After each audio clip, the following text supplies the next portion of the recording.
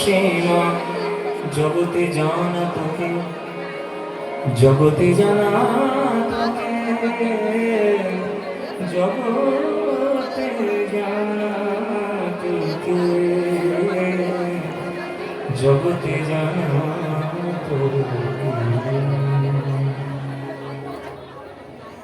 তোকে।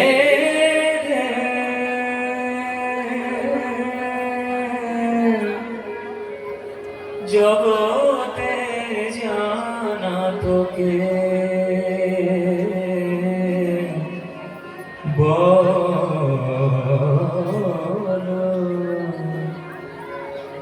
জগতে জানা তো জানা তো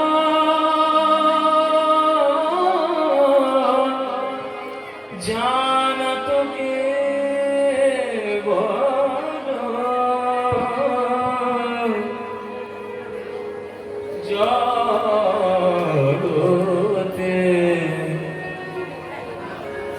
জগতে জানা তোকে, ও জগতে জগতে জানা তোকে।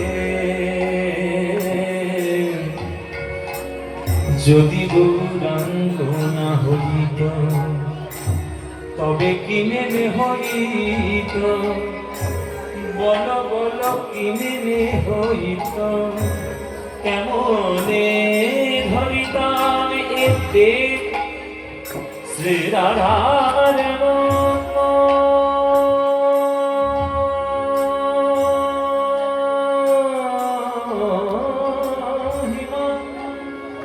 প্রেম রস সীমা, প্রেম রস সীমা জগতে জানা তো, জগতে জানা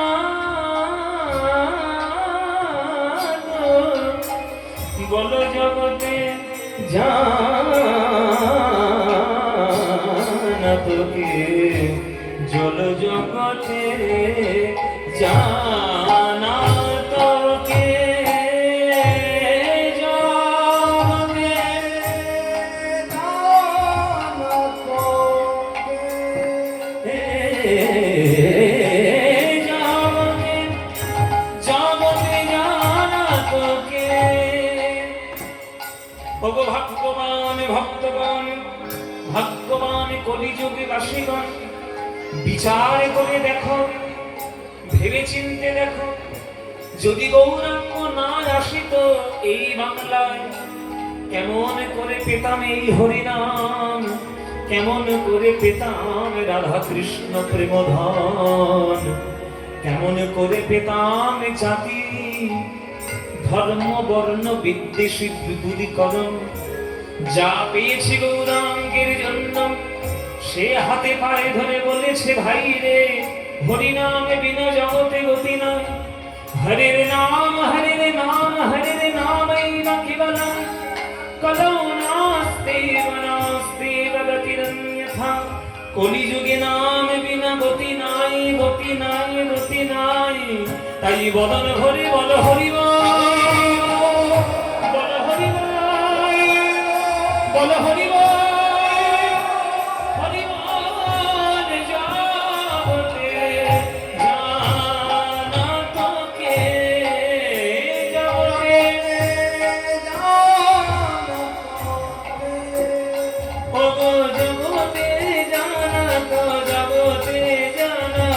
জগতে জানা তোকে, বলো জগতে জানা তোকে। পানি সামারে গরে সরে নিকোজা সরে নিদবনে নিদবদ বম বধম গরে, রেমা পানি ধনি ধনি নি ধনি নি রেমা পাসা নি ধনি ধনি নি ধনি পানি ধনি ধনি ধনি নি মগ ধনি ধনি নি ধনি ধবদ মপাসা মপাসা মপাসা।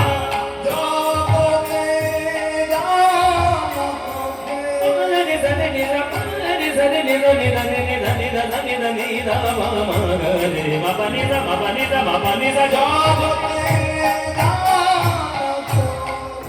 ওগো ভগবান কলিযুগবাসীগণ, ভেবে ভেবে দেখো, বিচার করে দেখো, যদি দয়ালে গৌর নিতাই না আসিত, বলো কে বা জানাতো, বলো কে বা জানাতো এই হরি নামের মহিমা, কে বা জানাতো হরি নামের মহিমা, কে বা জানাতো হরি নামের মহিমা, কে বা জানাতো রাধা কৃষ্ণ প্রেমা, কে বা জানাতো রাধা কৃষ্ণ প্রেমা, কে বা জানাতো এই ভগবান কলিযুগে, কে বা জানাতো ভগবান কলিযুগে, কে বা জানাতো লোকের হাতে ধরে পায়ে পড়ে, কে বা জানাতো হাতে ধরে পায়ে পড়ে, কে বা জানাতো এই অজ্ঞানাধার দূর করিতে, কে বা জানাতো পাপ তাপ দূর করিতে, কে বা জানাতো মানে মানে রে নিজা মাবানিজা মাবানিজা মাবাসা রাধে রাধে বলা, কে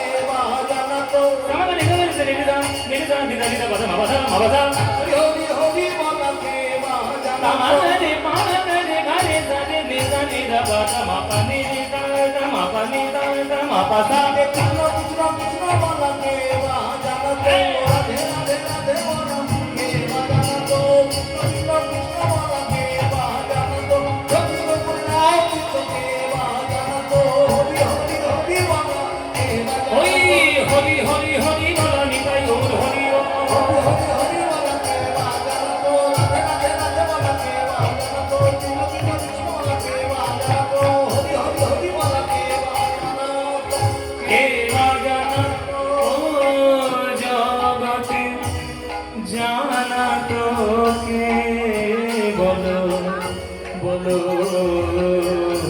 জগতে জানাতো কে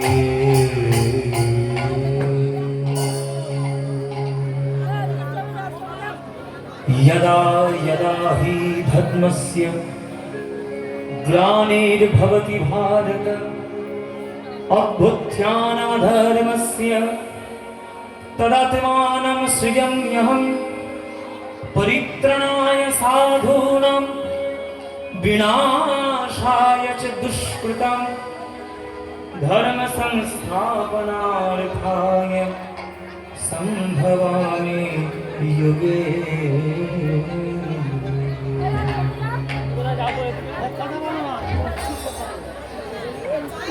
জয় নিতাই।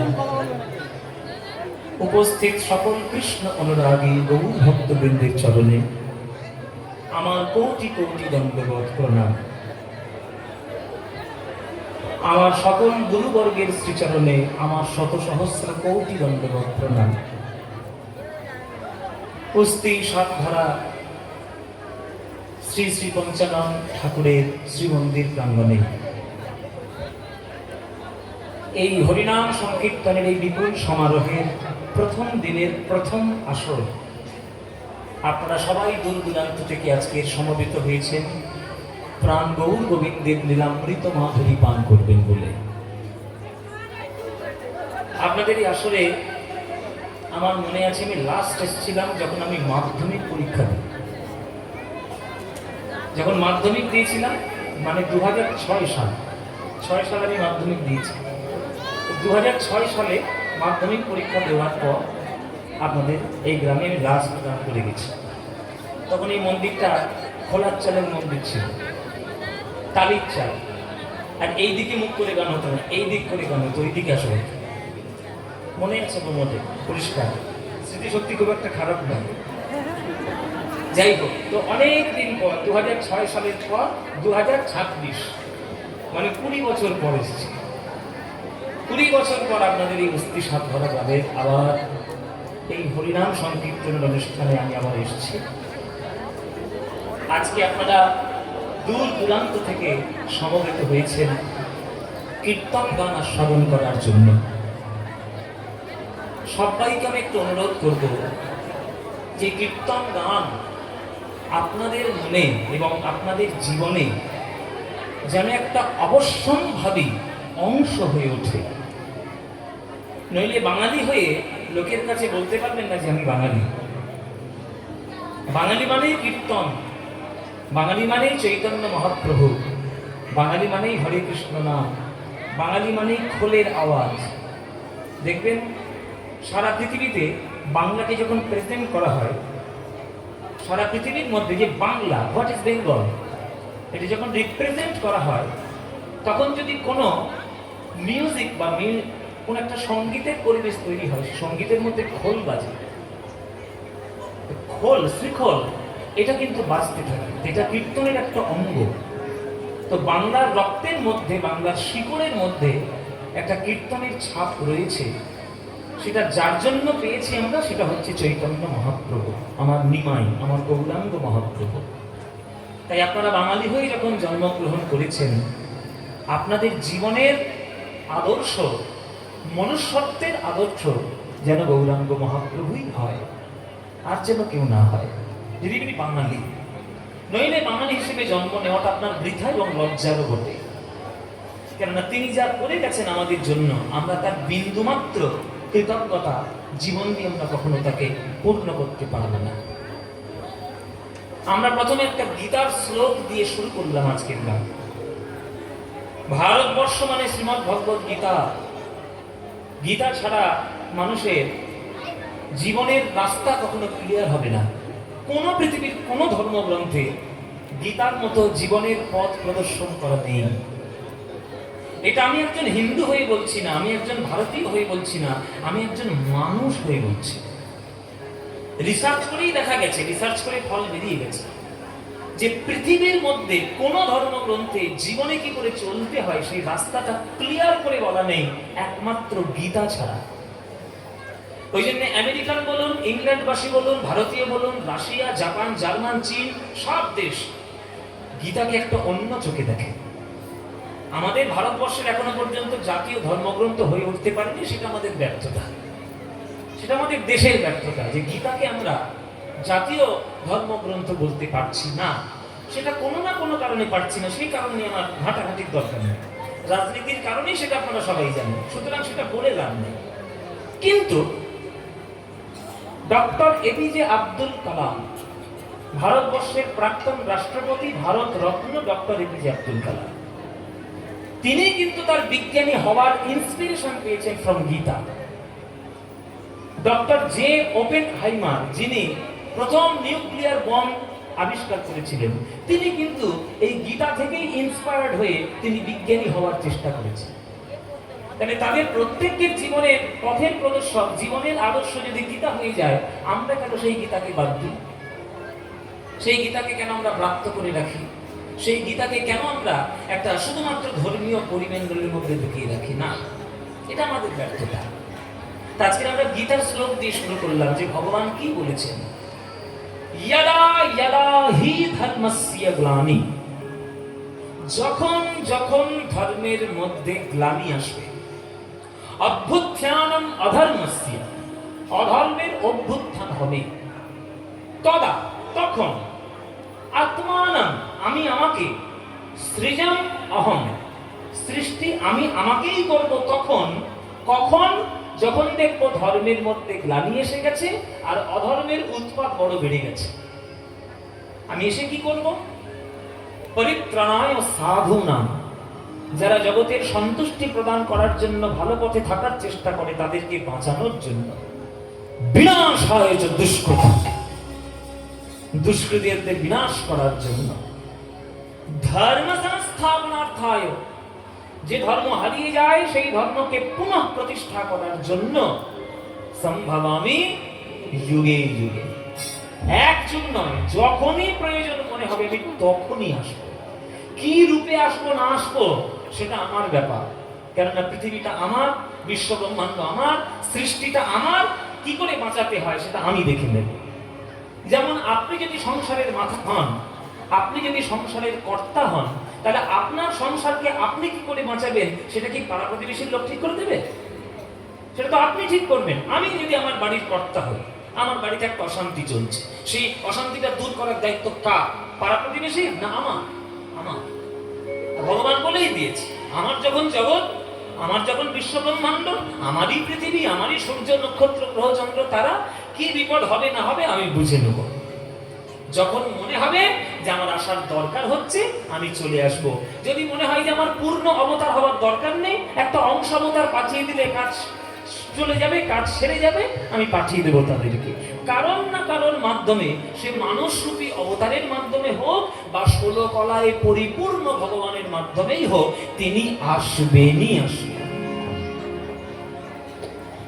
আলো যখন আছে বাবা, অন্ধকারও থাকবে, আর অন্ধকার হয়েছে মানেই আলোর প্রকাশ ঘটবে, চিন্তা নেই। আমাদের এই বাঙালি জগতে, আমাদের এই গৌড়ীয় বৈষ্ণব জগতে ভগবান কেবলমাত্র পাপপুণ্যের বিচারক নন, তিনি প্রেমিক, প্রেম দিতে এসেছেন। কুরুক্ষেত্রের মাঠে কৃষ্ণ প্রতিজ্ঞা করেছিল যে আমি কিন্তু চক্ররক্ত অস্ত্র ধরবো না, আমি কিন্তু কোনো ঝামেলা ঝুট ঝামেলায় যাবো না, আমি শুধু অর্জুনের রক্তটাই চালাবো, আর কিচ্ছু করবো না বাবা। ভীষ্ম তখন মনে মনে প্রতিজ্ঞা করেছিল, হে ভগবান, তুমি যদি ভক্তবৎসল হও আর ভক্তদের কথা শুনে যদি তুমি চলো, আমি তোমার এমন ভক্ত, আমিও মনে মনে প্রতিজ্ঞা করলাম যে তোমাকে আমি অস্ত্র ধরিয়েই ছাড়বো। তুমি কত বড় ভগবান হয়েছো এ আমি দেখে নেব। ভীষ্ম মনে মনে প্রতিজ্ঞা করেছিল, তোমাকে আমি অস্ত্র ধরিয়েই ছাড়বো। তো অর্জুন আর ভীষ্মের যখন যুদ্ধ হচ্ছিল, ভীষ্ম এমন যুদ্ধ শুরু করেছে গো মায়েরা, সে অর্জুনের 14 পুরুষেরও ক্ষমতা নেই ঠেকাবে। ভীষ্ম কি জিনিস আপনারা জানেন না, ভীষ্ম সাংঘাতিক ব্যাপার।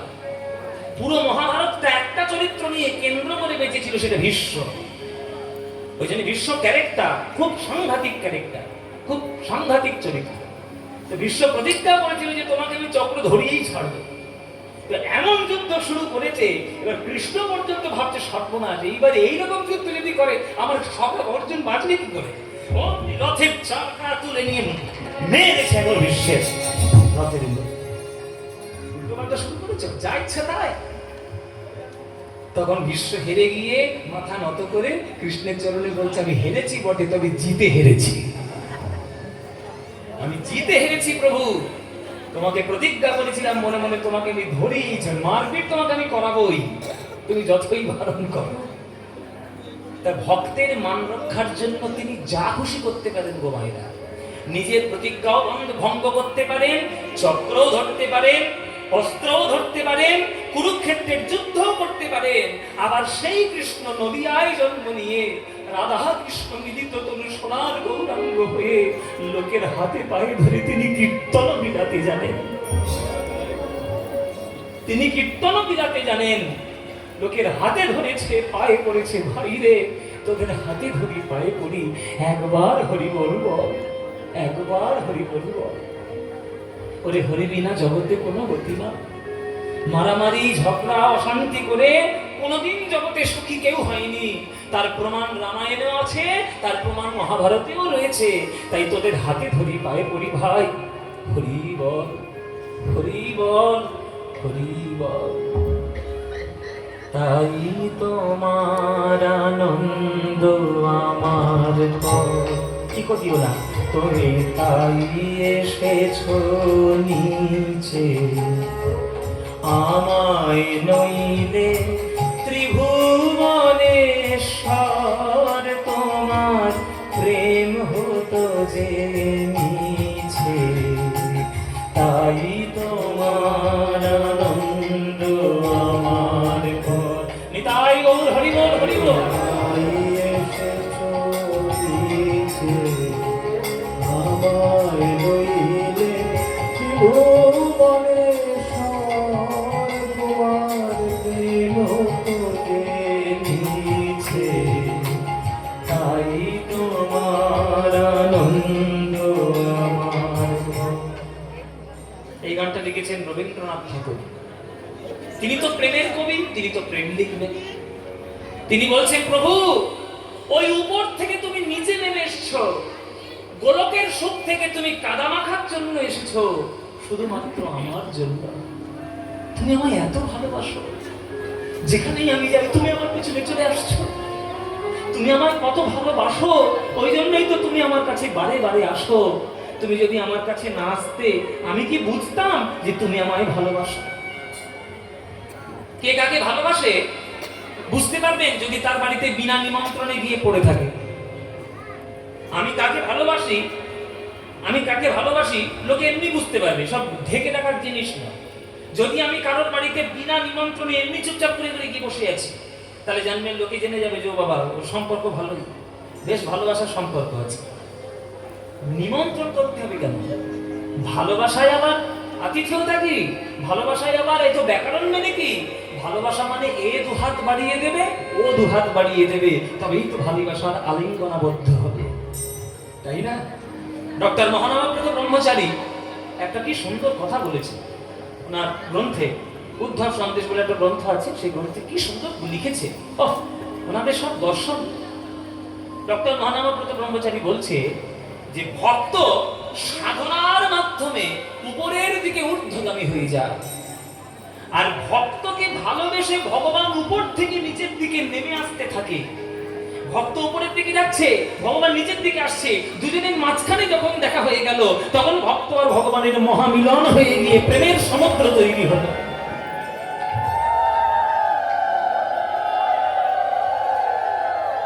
ভক্তের ধর্ম ঊর্ধ্বগামী আর ভগবানের ধর্ম নিম্নগামী।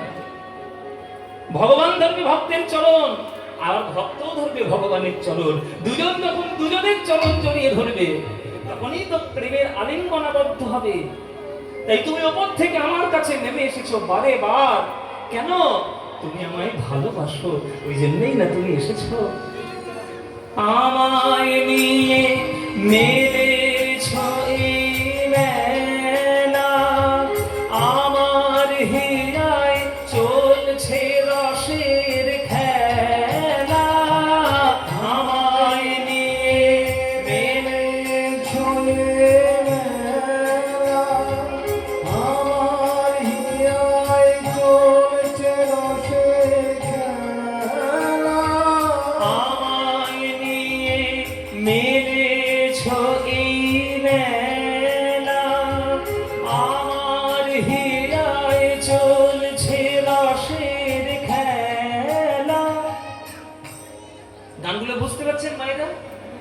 বুঝুন, ফালতু গান নয় সব, মন ভোলানো মনোরঞ্জনের কোমর বাঁকানো গান নয়, এসব গান হচ্ছে শিক্ষার গান। স্কুলে গিয়ে শিক্ষা নিতে হয়, কীর্তনের আসরে এসে শিক্ষা নিতে হয়। মনোরঞ্জন করতে গেলে ডিজে পার্টিতে চলে যাও, ওখানে মনোরঞ্জন হবে।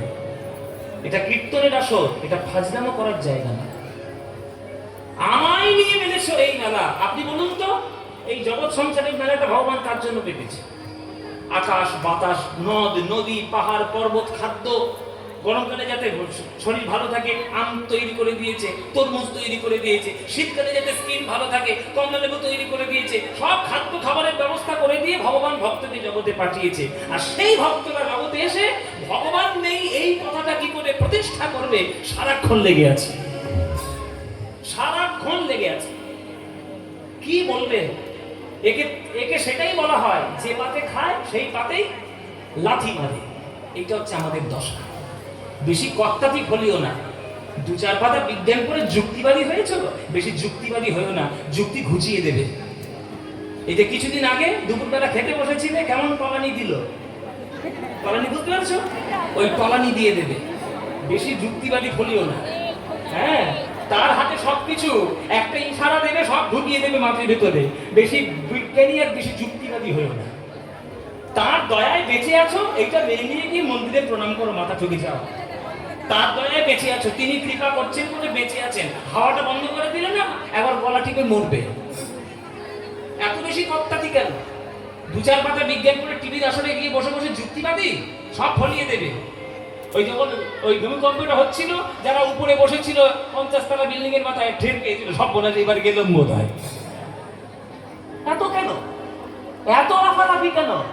একটু নরম হওয়া যায় না? একটু মাথাটা নিচু করে চলা যায় না? সবার কাছে এখন ইনফ্লুয়েন্সার গুলো সব টিভিতে বলতে শুরু করেছে, মাথা উঁচু করে বাঁচো। ছাই বসবে, মাথা উঁচু করতে গেলে মাথা নিচু করো। 10 তলা বিল্ডিং এর উপরে গিয়ে খোঁজ নাও যে 10 তলা বিল্ডিং এর তলায় কত বড় মজবুত ভিত রয়েছে। ভিত নেই, তুমি উপরে উঠে যাচ্ছ, পারবে কখনো? ওই উপরে উঠতে গেলে আগে চরণ ধরতে হবে, চরণের তলা, না হলে হবে না। ওই জন্যই ভগবানের চরণ শরণ নাও, তার কৃপায় বেঁচে আছো মনে করে তার চরণে কৃতজ্ঞতা জ্ঞাপন করো। আমায় নিয়ে মেলেছ এই মেলা, আমার হিয়ায় চলছে রসের খেলা, মোর জীবনের বিচিত্র রূপ ধরে তোমার ইচ্ছা তরঙ্গিছে, তাই তোমার আনন্দ আমার পর, তুমি তাই এসেছ নিচে। আমায় লইলে ত্রিভুবনে তোমার প্রেম দিয়েছে, তাই তো তুমি রাজার রাজা হয়ে, তাই তো তুমি রাজার রাজা হয়ে, প্রভু আমার হৃদয় লাগি ফিরছ কত মনোহরণ বেশে, প্রভু নিত্য আছো জাগি। তাই তো তুমি রাজার রাজা হয়ে আমার হৃদয় লাগি, ফিরছ কত মনোহরণ বেশে, প্রভু নিত্য আছো জাগি। এই যে ও মায়েরা, তোমরা কোন দেশে বাস করো? দেশটার নাম কি? এই দেশটার নাম হলো ভারতবর্ষ। 14 পুরুষের ভাগ্য ভালো, ভারতবর্ষে জন্ম নিয়েছ। ভারতবর্ষে জন্ম না নিলে বাবা মার পায়ে হাত দিয়ে প্রণাম করা শেখা হতো না, শেখা হতো না। জন্ম নিয়েছ ভারতবাসী, বলো গর্বিত যে আমি ভারতবাসী, আমি ভারতে জন্ম নিয়েছি, এটা আমার গর্ব। কেন? আমাদের ভারতবর্ষে গণতান্ত্রিক শাসন বটে, প্রজাতান্ত্রিক শাসন বটে। ভারতবর্ষ প্রজাতন্ত্রের দেশ, ভারতবর্ষ গণতন্ত্রের দেশ। প্রজাতন্ত্র দিবস হিসেবে কোন দিনটা পালন হয়? প্রজাতন্ত্র দিবস কোনটা? 26শে জানুয়ারি। আর স্বাধীনতা দিবস কোনটা? 15ই আগস্ট। তাহলে দুটোই, একটা গণতন্ত্র, একটা প্রজাতন্ত্র। এই প্রজাতন্ত্র এবং গণতন্ত্রের দেশে সব থেকে উঁচু চেয়ার কার? ভারতবর্ষের রাষ্ট্রপতি। রাষ্ট্রপতির সব থেকে উঁচু চেয়ার। তিনি যদি একটা সই চালিয়ে দেন, তার ভারতবর্ষের পুরো ঘুরে যেতে পারে, এত বড় শাসন তার হাতে আছে। মনে করুন সুপ্রিম কোর্ট যদি কারোর ফাঁসির অর্ডার দিয়ে দেয়, সুপ্রিম কোর্ট বলে দিল সে ফাঁসি হবেই, কিন্তু রাষ্ট্রপতি যদি সেই ফাঁসির অর্ডারে যদি কলম চালিয়ে দিয়ে বলে দেয় যে না, ওকে ফাঁসি দেওয়া যাবে না, তাহলে সুপ্রিম কোর্টেরও বাবার ক্ষমতা নেই যে ফাঁসি দেবে। সবার উপরে কে? রাষ্ট্রপতি। তাহলে রাষ্ট্রপতি যখন তিনি চেয়ারে বসছেন, তার একটা সইয়ের দাম কিন্তু সাংঘাতিক ব্যাপার। কিন্তু সেই রাষ্ট্রপতি যখন তার বাড়িতে যাচ্ছেন, তখন তার সইয়ের কোনো দাম আছে? কোনো দাম আছে বাইরে? তার মার কাছে সে ছেলে, তার ছেলের কাছে সে বাবা, তার স্ত্রীর কাছে সে স্বামী, তার বাবার কাছে সে ছেলে। তাহলে বাড়ির মধ্যে যখন ঢুকে যাবে, তখন সে ভালোবাসার সম্পর্কে সম্পর্কিত চেয়ারে গিয়ে যখন বসবে, তখন পুরো ভারতবর্ষের মাথার মনীষী হয়ে থাকে। তেমনি ভগবান বিশ্বব্রহ্মাণ্ডের মালিক, তিনি এক পলকে সবকিছু শেষ করে দিতে পারেন। কিন্তু সেই ভগবান যখন ভক্তের প্রেমের পাল্লায় পড়ে যায়, তখন যা খুশি তাই করে সেই ভক্তদের মনোরঞ্জন করার চেষ্টা করে, যাতে ভক্ত সুখে থাকতে পারে। তাই মৎস্য অবতার, বরাহ অবতার, নৃসিংহ অবতার, বামন অবতার, যত অবতার দেখছেন, সমস্ত অবতার ভক্তের সুখের জন্য তিনি করেছেন। রাজার রাজা হয়ে আমার হৃদয় লাগি, ফিরছ কত মনোহরণ বেশে, প্রভু নিত্য আছো জানি। তাই তো প্রভু হেথায় এলো নেমে, তোমারি প্রেম ভক্ত প্রাণের প্রেমে। তাই তো প্রভু হেথায় এলো নেমে, তোমারি প্রেম ভক্ত প্রাণের প্রেমে। মূর্তি তোমার যুগল সম্মিলনে সেথা পূর্ণ প্রকাশিছে। দেখুন ভগবানের কত উদারতা। তিনি মনে করলে জগৎ সৃষ্টি ব্রহ্মাণ্ডকে সব এক নিমেষে করে দিতে পারেনি, কিন্তু যখনই তিনি জগতে এসেছেন, তিনি ভক্ত সঙ্গেই জগতে এসেছেন। যাতে ভক্তদের মহিমা কোনো কারণে ক্ষুণ্ণ না হয়। আপনি যেখানেই যাবেন ভগবানের পুজো করতে, সেখানেই দেখবেন ভক্তের বাস। প্রমাণ দিচ্ছি, কৃষ্ণ পুজো করছেন, পাশে রাধা আছে। নারায়ণ পুজো করছেন, পাশে লক্ষ্মী আছে। গৌরের পুজো করছেন, পাশে নিতাই আছে। রামের পুজো করছেন, সীতা লক্ষ্মণ হনুমান আছে। আপনি অনুকূল ঠাকুরের ভক্ত, বর্দা বড়মা রয়েছে। আপনি রামকৃষ্ণ ঠাকুরের ভক্ত, সারদা মা বিবেকানন্দ রয়েছে। আপনি তারা মায়ের ভক্ত, সাধক মামা খ্যাপা রয়েছে। আপনি দক্ষিণেশ্বরের মায়ের ভক্ত, সেখানেও জাকিনী ডগিনী সব রয়েছে। আপনি শিবের ভক্ত, নন্দী ভিঙ্গি রয়েছে। কোথায় যাবেন? ভক্ত আর ভগবান দুটো মিলে তবে গোটা ভগবান হয়। শুধু ভগবানের যেখানে পুজো, সেখানে অর্ধেক পুজো হয়, গোটা হয় না। পিতা মাতার মিলন না হলে যেমন সন্তানের জন্ম হয় না, নেগেটিভ পজিটিভ এক না হলে যেমন একটা আলো পর্যন্ত জ্বলে না, তেমনি ভক্ত আর ভগবান একত্রিত না হলে জগতে ভক্তির রস কখনো প্রকাশ হবে না। মূর্তি তোমার যুগল সম্মিলনে সেথা পূর্ণ প্রকাশিছে, তাই তোমার আনন্দ আমার পর, তুমি তাই এসেছ নিচে। আমায় নইলে ত্রিভুবনেশ্বর, তোমার প্রেম হতো যে নিচে, তাই তোমার আনন্দ আমার পর, প্রভু তাই তোমার আনন্দ আমার পর, প্রভু তাই তোমার আনন্দ আমার পর। এই হচ্ছে রবীন্দ্রনাথ ঠাকুরের গান। আপনারা ধৈর্য ধরে যে বসে বসে শুনছেন এবং বুঝছেন, এইটা আমার খুব ভালো লাগছে।